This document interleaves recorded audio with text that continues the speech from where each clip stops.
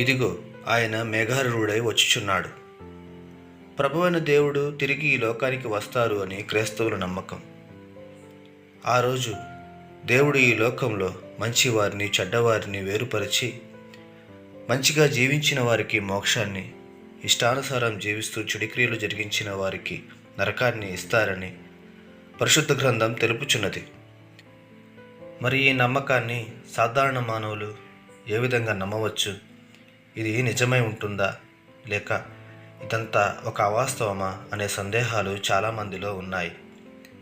దీనిపై చాలా వివరణలు కూడా ఉన్నాయి. అయితే దేవుని రెండవ రాకడ ఉన్నదనే ఈ నమ్మకానికి మరి ఒక వివరణను ఇప్పుడు గమనిద్దాం. పరిశుద్ధ గ్రంథంలోని లేఖనములు మానవునిలో నైతిక ఆధ్యాత్మిక విలువలను పెంచుతూ దేవునికి దగ్గరగా నడిపించటమే కాకుండా భూత వర్తమాన భవిష్యత్ కాలాలలో జరిగిన వాటిని, జరగబోయే వాటిని మనకు ముందుగా వివరించుచున్నాయి.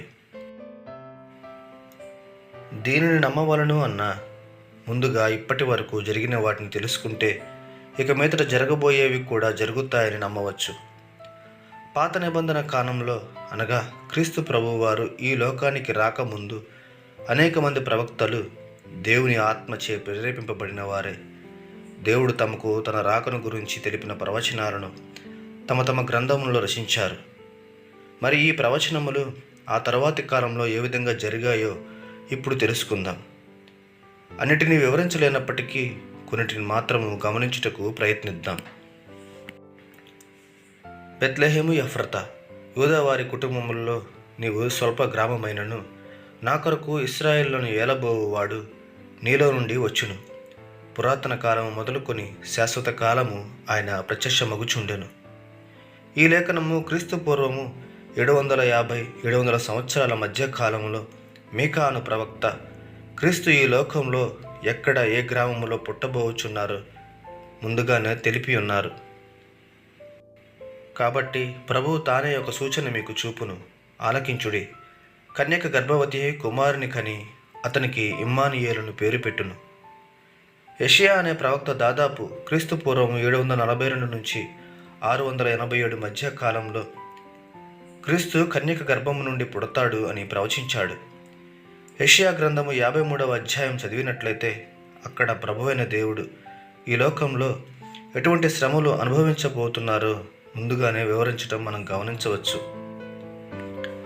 ఇశ్రాయేలు బాలుడై ఉండగా నేను అతని ఎడల ప్రేమ కలిగి నా కుమారుని ఐగుప్తు దేశంలో నుండి పిలిచితిని.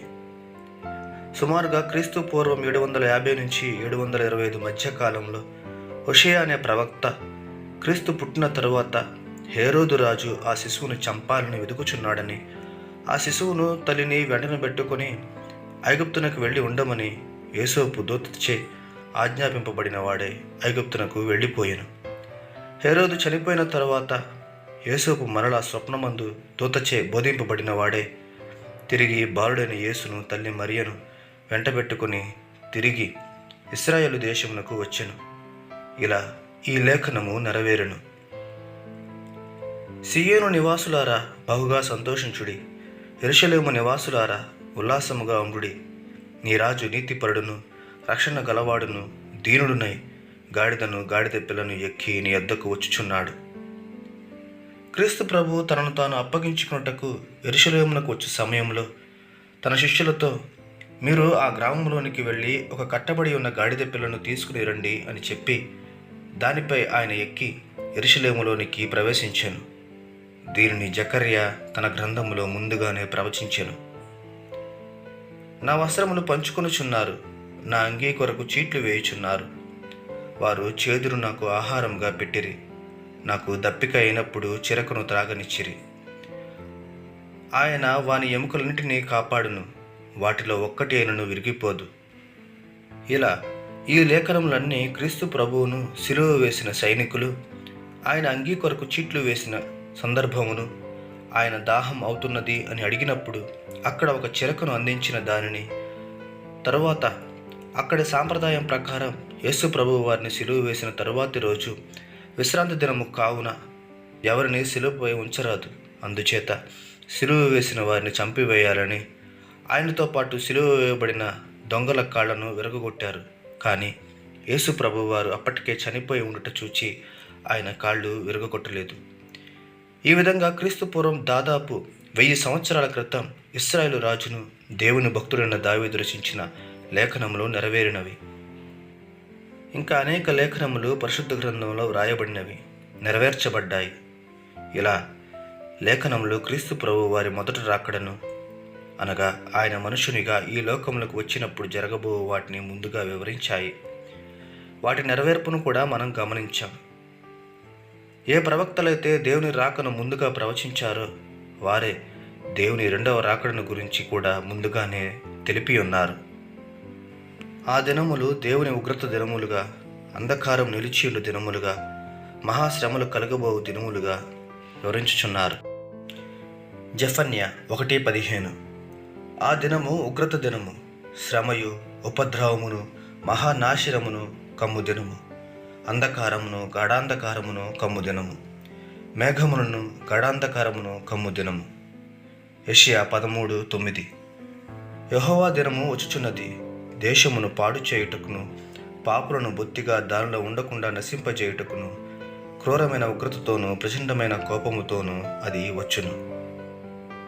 ఇలా అనేక లేఖనములు దేవుని రెండవ రాకడ గురించి తెలుపుచున్నాయి.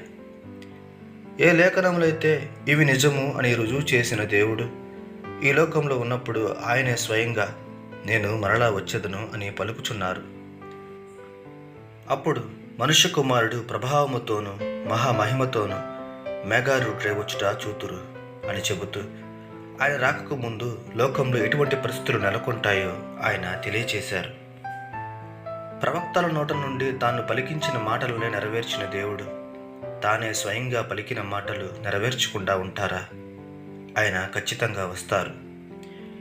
ఇదిగో ఆయన మేఘారూఢుడై వచ్చుచున్నాడు, ప్రతి నేత్రము ఆయనను చూచును, ఆయనను పొడిచిన వారును చూచెదరు, భూజనులందరూ ఆయనను చూచి రొమ్ము కొట్టుకొందురు.